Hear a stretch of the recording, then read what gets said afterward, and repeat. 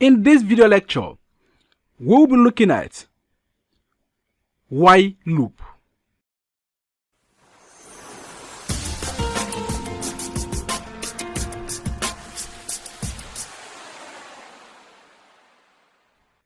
First of all, as a Java developer, there's a time you want to run code several times, and you will not be doing this one by one. You can't be creating this one by one. You need the ability of a loop to be able to do this. So we have too many loops, and as a Java developer, you are free to use any loop system that you want to use. We have while loop, we have for loop, we have doWhile loop, and we have loop enhanced, and so on. While loop is most basic loop in Java. It has one control condition and executes as long the condition is true. So once you make the condition, it will go ahead and execute everything. The condition of the loop is tested before the body of the loop is executed. Hence, it is called an entry control loop. You don't need to freak out or you ask why or what is really going on. Let's go ahead and check out an example and see how a while loop works. Just very before us, we have created a variable x and we assign the value of x to be 15. Now, we are testing a condition in a case where x is less than 30 or any number of your choice. Go ahead and print out the value of x plus x. So the value of x is a string that will always be displayed, and the x is the value of the data type int x. So we go ahead and say x increments.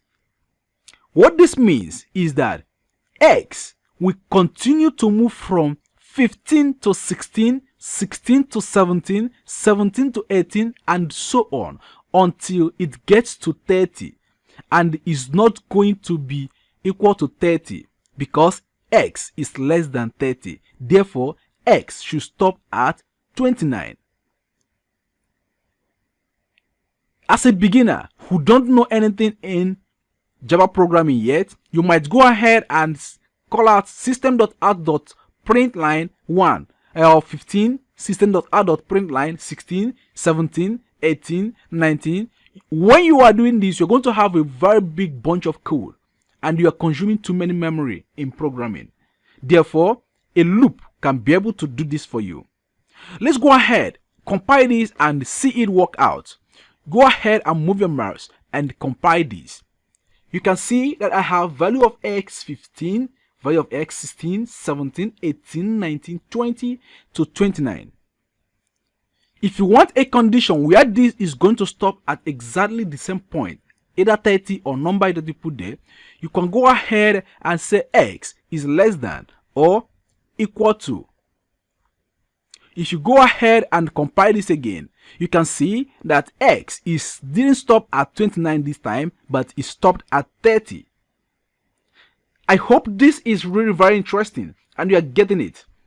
You can go ahead and reduce number. You can start from x is equal to 0.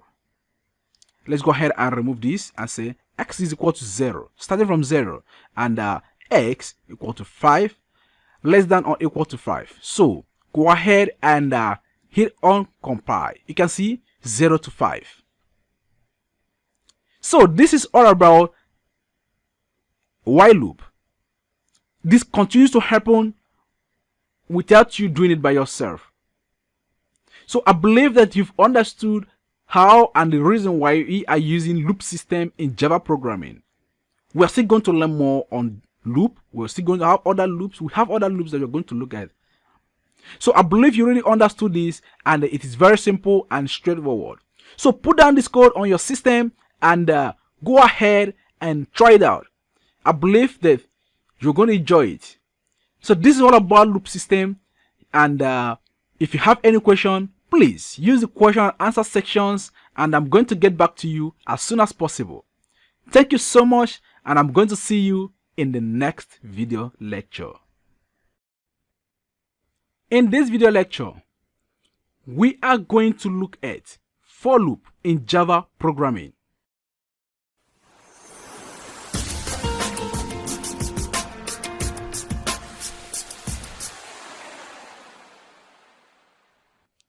In Java programming, we have different and many loop systems that we use.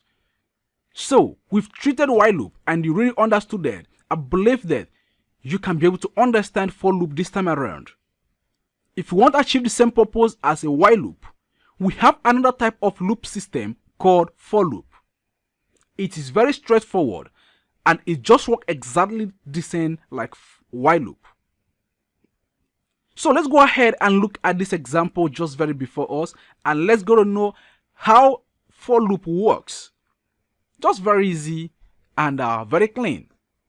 So go ahead and create for, and inside for, you create either a float, a variable type that you want to use, integer, float, double, or anything. So we have int x is equal to 15, and you put a semicolon, x less than 30, and x is equal to x plus 1. So what this means is that, first of all, you initialize. Remember, in while loop, you do this outside. But here, we initialize everything inside the for. So set x equal to 15. Then, given a condition that x should be less than 30, then x should increment plus 1. Let's go ahead and check it out. Go ahead and run this code. You see, we just got exactly the same thing. If we go ahead and say x is equal to 0 and x should be less than 10, this should move from 0 to 9. So go ahead and compile this. You see that? 0 to 9. So you can see we have our for loop just doing exactly the same thing like our while loop. So I believe you really understood the usage of loops in Java programming, and I believe that henceforth you will start using loops in your code. Okay, this is all about for loops. Go ahead and practice with it and check out more things you can do with for loop. And if you have any question, please use the question and answer sections, and I'm going to get back to you as soon as possible. Thank you so much, and I'm going to see you in the next video lecture. In this video lecture, we will be looking at enhanced for loop.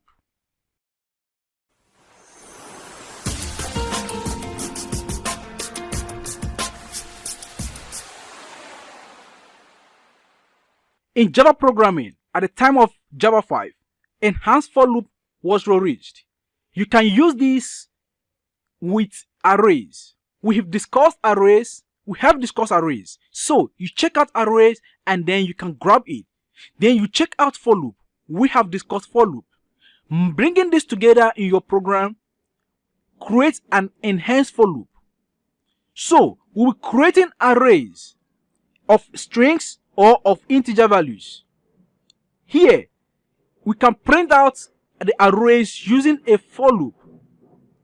So this is done by, first of all, we have two different stuffs here. One is integers and the other one is string.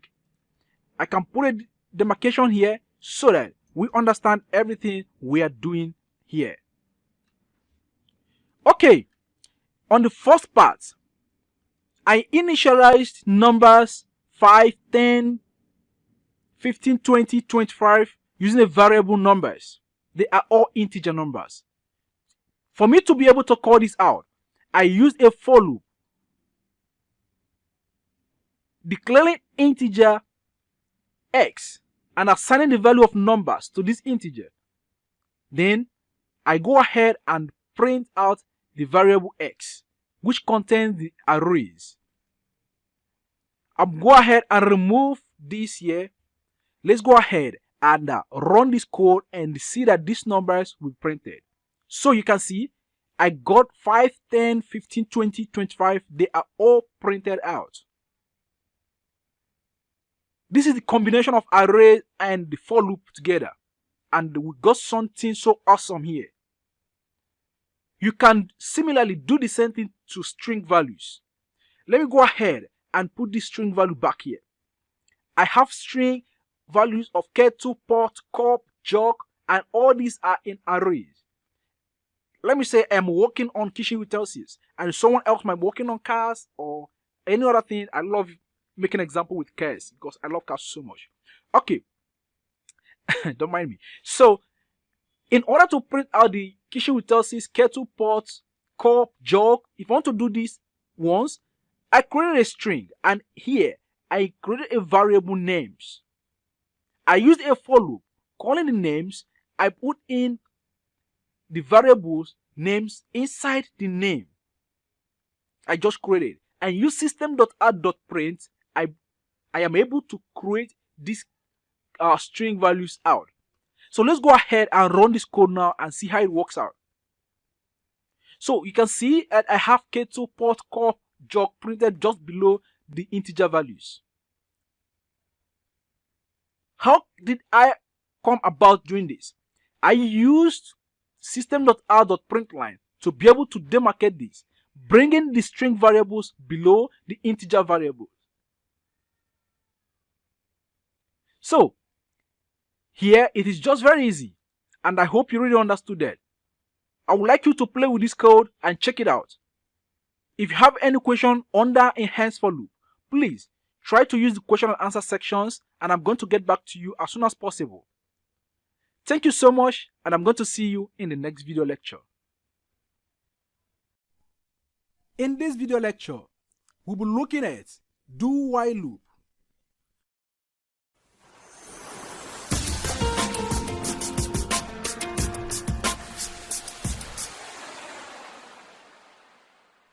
In Java programming, as I told you, we have different types of loops. So you have for loop, you have while loop, you have enhanced for loop, you have doWhile loop, and so many of them. I think this is limited number of the loops we have in Java programming. Okay, doWhile loop is a type of loop system in Java, and it works exactly just the same way while loop and for loop works. So it is no exception, it's just the usage and when to use it and how to use it. Using the example just very before us right now, let's go ahead and check out to see how doWhile loop really works out in Java. I promise you that everything is going to be treated just very before you, and that is what I am doing. So every example here, you put it down on your laptop and check it out and make sure that it's working out very fine. You practice with it and then you go ahead and play around with it. So let's go ahead and check out and see how doWhile loop works, and we go ahead and start using it in Java programming. Okay, in this example, I first of all initialize x, a variable, and assign the value of 15 to x. Now I want to print x until it gets to 30. So I use system.out.println. I put a string value of x is going to be constant, and it's going to print the value of x afterwards. That is where I use concatenation to combine these two together. Then x increments means when it prints 15, it goes ahead and prints 16, 17, 18, 19, and so on. So I use system.out.print escape character. So this is going to make it to move over to the next line. So without this, if I put this as a comment, let's check it out to see how it looks like. Because we are here for practical and we'll be learning with examples. Okay? So doWhile loop, you start with a do and you end with a while. Because I want to print from 15 to 30, I'll go ahead and say x less than or equal to 30.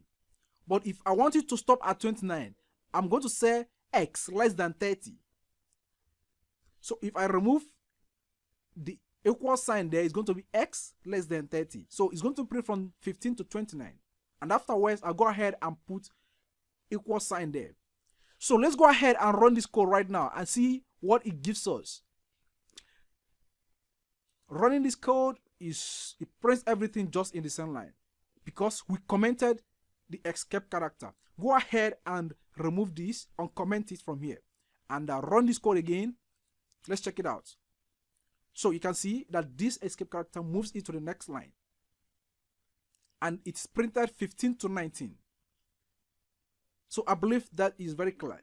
So let's go ahead and put x less than or equal to 30. It's going to move from 15 to 30 and not 29 again. So go ahead and run this code again, and I got 15 to 30.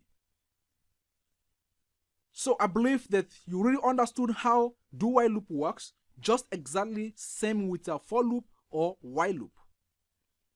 Alright, this is all about do-while loop. Just very easy and straightforward.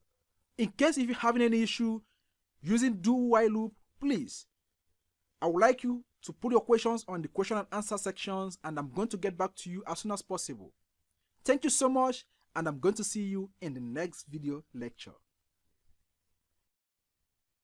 In this video lecture, we'll be looking at break statement in Java programming.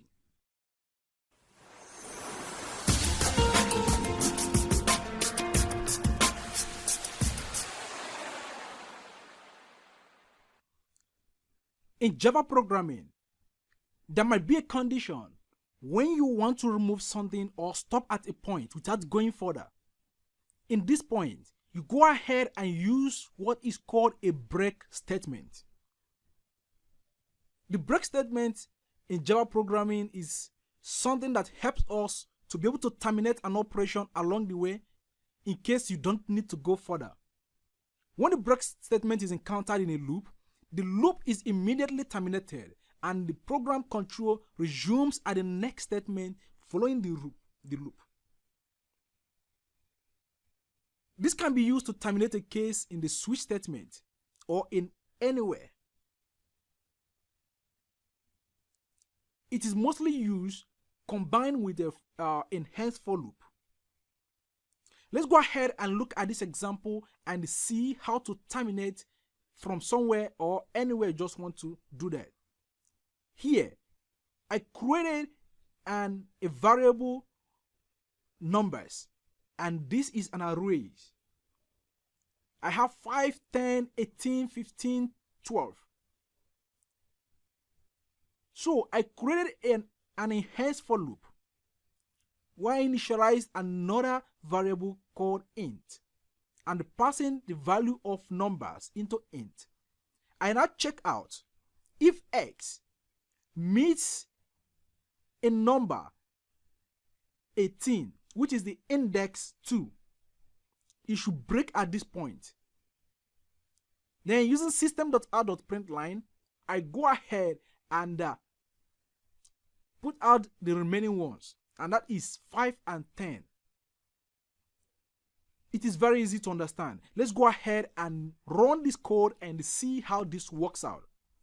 So moving our mouse here, if you go ahead and click on run, you see I have only 5 and 10 printed out at this moment because this breaks out at 18.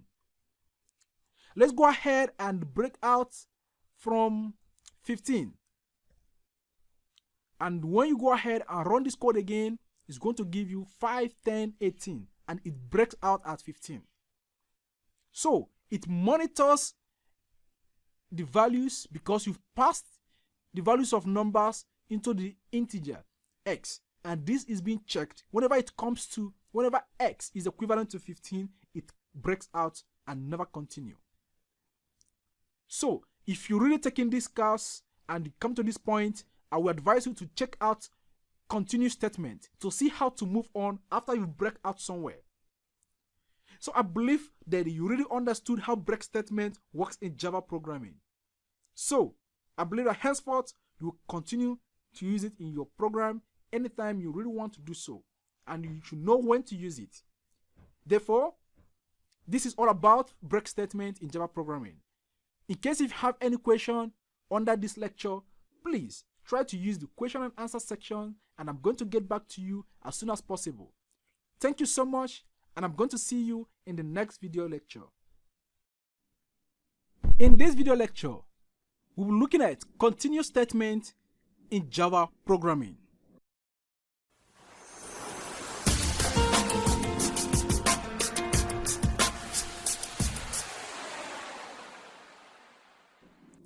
Okay, as we've already known, you can break out anytime in program. And if you want to continue, how do you go about doing that? That is the issue we are having. So in a loop system, where you'll be moving from one place to another, you might decide to break out anytime, but there must be a need for you to fall in back again. This is where continuous statements falls in Java. And it's been very interesting so far, because it's good to work with continuous statements, else you are going to hang up if you remain with only break statements in Java. Let's go ahead and look at the system where we are counting from 5, 10, 15, 20 to 25, and we break off from 15. Then we want to continue from 20. How do we do that? First of all, I initialize numbers, integer numbers of 5, 10, 15, 20 to 25. Then using a for loop or enhanced for loop, not just for loop, enhanced for loop, I code these numbers. Then I now put a statement where I'm checking out if x is equivalent to 15, then it should continue. At this point, it breaks off from 15 and then continues back again from 20. Let's go ahead and run this and see how it looks like. Compile this from here and let's check it out. So looking at the code or the result on the console, you can see that I have 5, 10, 20, 25. We break off from 15, we continue at 20. So anytime you want to continue somewhere, you go ahead and use continue. So I believe that this is really becoming interesting, and this is how you're going to know that Java is very interesting. So this is all about continuous statements in Java programming, and I believe you really understood it very well. But in case you still have any question under this section, please try to use the question and answer section, and I'm going to get back to you as soon as possible. Thank you so much, and I'm going to see you in the next video lecture.